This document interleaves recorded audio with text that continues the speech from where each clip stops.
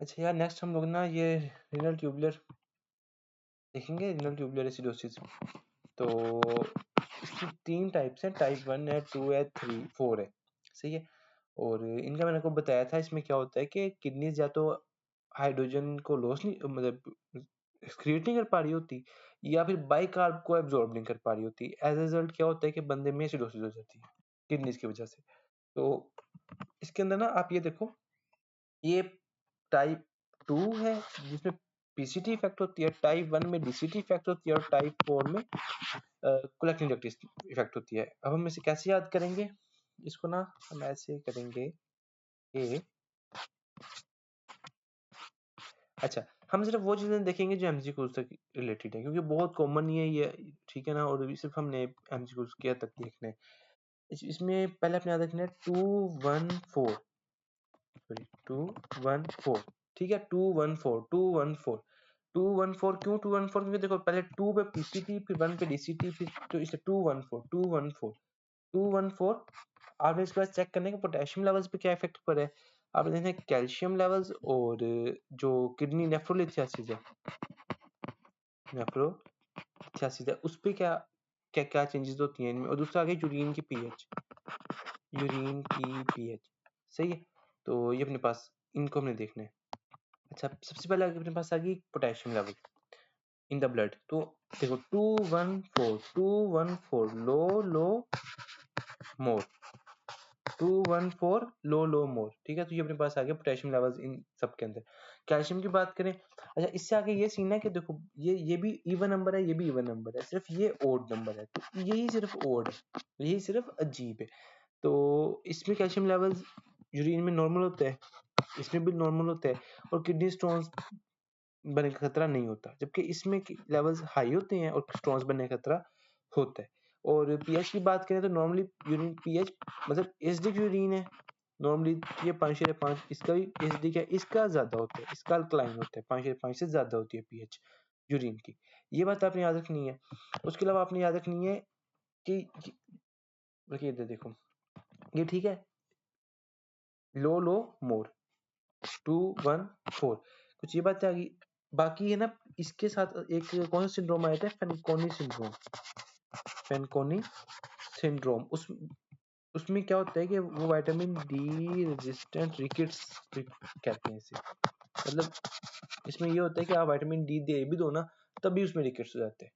तो एक बात ये है, दूसरा ये है कि इसमें ना मतलब पीसीटी सही से काम नहीं करी होती, बाइकार्ब को ना सही से अब्सॉर्ब नहीं करी होती, ना बाइकार्ब को अब्सॉर्ब करी होती है, ना ग्लूकोज को करी होती है, कहना तो ग्लूकोज का लॉस भी हो रहा होता है, और बंदे में ना ग्लाइकोस्यूरिया होता है। तो ये कुछ फीचर्स होंगे, ग्लाइकोस्यूरिया होगा, या फिर वो कहते हैं विटामिन डी रेजिस्टेंट रिकेट्स किसके साथ एसोसिएटेड है, या फेनकोनी सिंड्रोम किसके साथ एसोसिएटेड है, तो वो टाइप 2 है, ठीक है, प्रोक्सिमल कन्वर्टेड ट्यूब्यूल। ये कुछ एमसीक्यूज आ सकते हैं। और टाइप 4 में पता है क्या होता है, टाइप 4 में बेसिकली क्या होता है ना, एल्डोस्टेरोन यहाँ आके एक्ट करता है, तो यहाँ एल्डोस्टेरोन की प्रोडक्शन कम हो रही होती है, एल्डोस्टेरोन की प्रोडक्शन कम हो रही होती है। तो ये कुछ चीजें इसके अपने रिलेटेड याद रखनी थी। अब हम बुक की तरफ चलते हैं। यार देखो, पहला आ गया कि यूरिन पीएच जो है वो है ज्यादा, ठीक है। और 5 मतलब 5 से ज्यादा कह रहे हैं, 5/5 हमने देखा था, लेकिन 5 से ज्यादा है तो चलो ठीक है, ये टाइप 1 है, इसमें ज्यादा होती है ना, टाइप 1 में ज्यादा होती है, 2 और 4 में कम होती है, ठीक है। ये तो एमसीक्यूज यार, ये एमसीक्यूज थोड़े से कंफ्यूजिंग है। अब है ये, पहला तो समझ आता है। पहला वो ये कहता है कि एक बंदा है, आपने ना उसको अमोनिया दिया, अमोनिया देने के बावजूद उसका जो पीएच है ना वो कम नहीं हुई, तो ये टाइप 1 है। टाइप 1 में ना पीएच ज्यादा ही रहती है, सही है। अगर आप देखो ना, अगर आप नॉर्मली अमोनिया दो, ठीक है, अमोनिया दोगे तो मतलब ब्लड की आपने एसिडिक, मजीद एसिडिक कर दिया, तो उसको मजीद एसिडिक करने से क्या होना चाहिए था, यूरिन एसिडिक आना चाहिए था ना उस एसिड को निकालने के लिए। लेकिन इसमें मसला आ रहा होता है कि बंदा एच प्लस ना क्रिएट ही नहीं हो पा रहे होते, मतलब जो भी कर लो ना, किडनीज काम ही नहीं करके वो एच प्लस को क्रिएट कर सके। तो भला आपने ब्लड को और एसिडिक कर दिया, उसके बावजूद भी यूरिन एसिडिक नहीं हुआ, तो ये इसके साथ एक चैलेंज है, अमोनिया चैलेंज इसमें हम देते हैं इसको चेक करने के लिए। अच्छा, अब जो अगर दूसरे ना, दूसरे में वो कह रहा है कि एक बंदा है, उसको ना 5/4 थी उसकी पीएच, आप इसको ना मजीद अल्कलाइन नहीं कर पाए बाइकार्ब देने की वजह से, ठीक है। तो ये टाइप 1 है, ये भी टाइप 1 है। अब इसको ऐसे या तो रट्टा मार लो, या तो ये कर लो। ऐसे टाइप 2 में, टाइप 2 से डिफरेंशिएट करने के लिए आप एक काम कर सकते हो, मेरी बात सुनो जरा। देखो टाइप 2 में पता है क्या होता है, टाइप 2 में ना आपका पीसीडी सही काम नहीं करा और बेसिकली बाइकार्ब की रीअब्जॉर्प्शन नहीं हो पा रही। तो अगर आप दोगे ना ये दोगे क्या कहते हैं इसे, बाइकार्ब दोगे एक बंदे को ब्लड में बाइकार्बोनेट दोगे, तो क्या होगा कि वो पीसीटी बाइकार्ब जाएगा यूरिन में, ठीक है, और वो अल्कलाइन हो जाएगा, ठीक है, लेकिन इसके केस में ना नहीं होगा। तो इस तरह इसको डिफरेंशिएट करने के लिए भी इस्तेमाल करते हैं। तो अगर समझ नहीं भी आई तो बस ठीक है, इसको बस रट्टा मार लो कि मतलब यूरिन पीएच थी वो आप इस डिफाइन नहीं कर सके अमोनिया देने के बाद, तब भी टाइप 1 है, और अगर आप उसको मजीद अल्कलाइन नहीं कर सके बाइकार्ब देने के बाद, तब भी टाइप 1 है, बस ठीक है। बाकी आपको समझ आ जाएगा। टाइप 2 जो है, टाइप 2 214, टाइप 2 में क्या मसला आता है, बाइकार्ब की अब्जॉर्प्शन नहीं हो पा रही होती पीसीटी के अंदर। अच्छा, 3 साल का बच्चा है और उसको ना पीएच उसकी कम है, मतलब एसिडिक है, और आप देखो पोटेशियम का लेवल भी कम है, ठीक है।